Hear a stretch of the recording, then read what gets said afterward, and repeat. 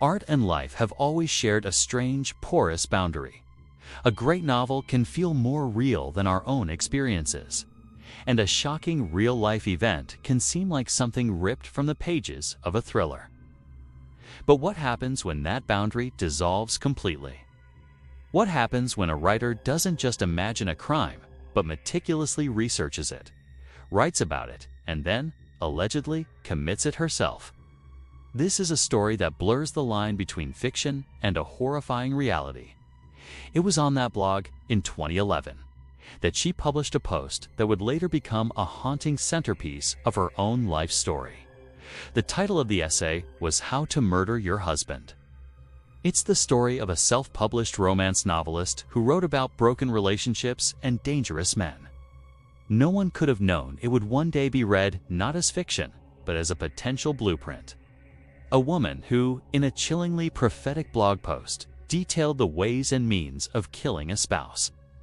By all public accounts, their 26-year marriage was a happy one. Don was known for his love of cooking and his expertise in mycology. He was alone in the kitchen. A short time later, his students began to arrive. She played the part of the grieving widow. She told police she had been at home all morning, walking the dogs and taking a shower. She had a solid alibi. The case, with no witnesses and no apparent motive, seemed destined to go cold. But Nancy had made a critical mistake. Nancy stood to gain over $1.4 million from various life insurance policies in the event of her husband's death. Just days after the murder, she asked police for a letter officially clearing her as a suspect so she could begin to file the claims. They discovered that Nancy had been searching online for ghost guns, untraceable firearms you can build yourself from a kit. She was in a financial hole, and her husband's death was her only way out. They found him on the floor, bleeding from 2 gunshot wounds. She claimed it was for research for a new novel. But when police tested her gun, the ballistics didn't match the shell casings found at the crime scene. It seemed like another dead end. She had researched the methods, detailed the motives, and then, when her own life began to mirror the desperate circumstances of her fictional characters, she simply wrote herself a new ending. Nancy Crampton Brophy was found guilty of second-degree murder. She was sentenced to life in prison. It's a story of how the line between a dark imagination and a dark deed can, for some, become terrifyingly thin. It proves that sometimes the most shocking plots are not found in books, but in the real lives of those who write them. The woman who wrote How to Murder Your Husband had, according to the jury, followed her own advice a little too closely.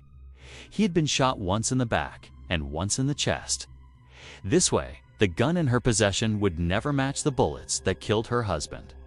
The missing murder barrel, they argued, had been discarded. It was never found. His wallet and phone were still on him.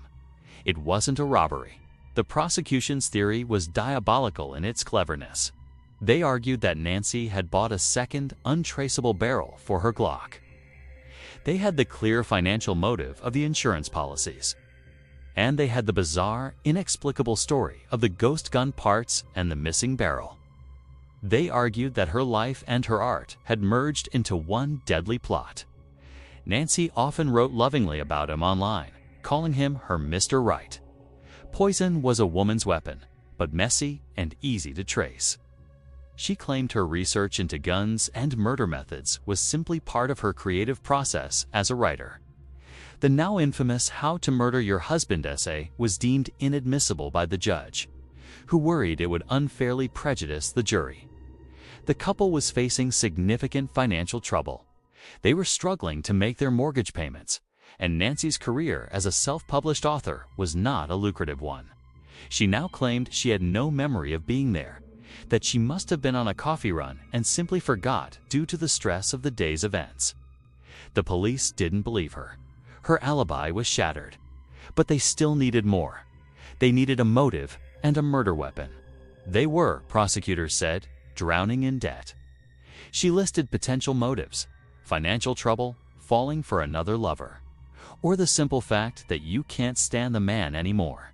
She concluded by saying it's easier to wish someone dead than to actually kill them. Based in Oregon, she was a writer of romance and suspense novels. Detectives began pulling surveillance footage from the area around the Culinary Institute, and they found it.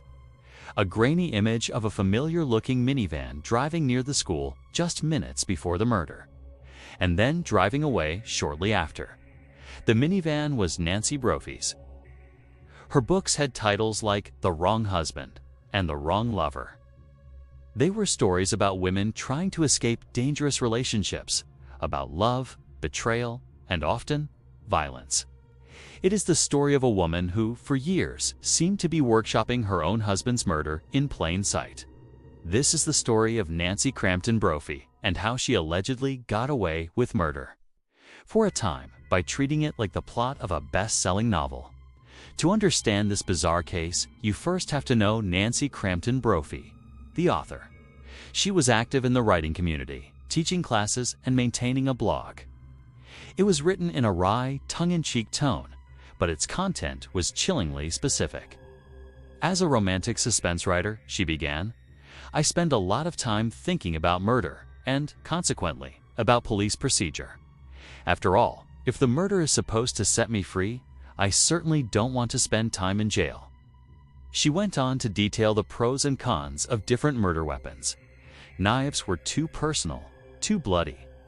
For years, this essay was just another piece of online writing, a quirky example of an author exploring the dark themes of her genre. Her husband was Daniel Brophy, a well-respected chef and instructor at the prestigious Oregon Culinary Institute in Portland.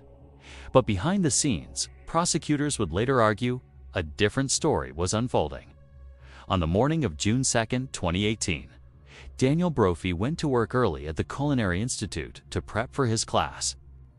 The police investigation began, and detectives immediately turned to his wife. Nancy? She forgot about the thousands of silent witnesses that line our modern streets. Traffic cameras, when confronted with this evidence, her story changed. The motive, prosecutors argued, was simple and timeless. Money?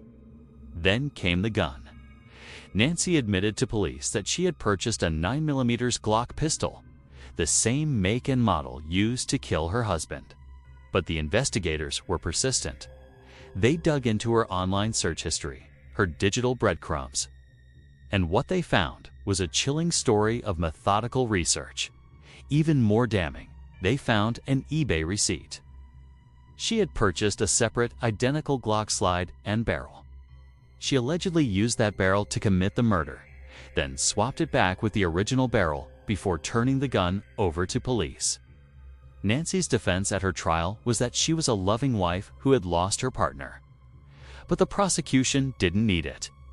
They had the traffic cameras that shattered her alibi. They claimed that for Nancy Brophy, her husband's murder was not a crime of passion. It was a story she had been workshopping for years. In May 2022, after a lengthy trial, the jury agreed. The case remains a chilling testament to the strange places life and art can intersect.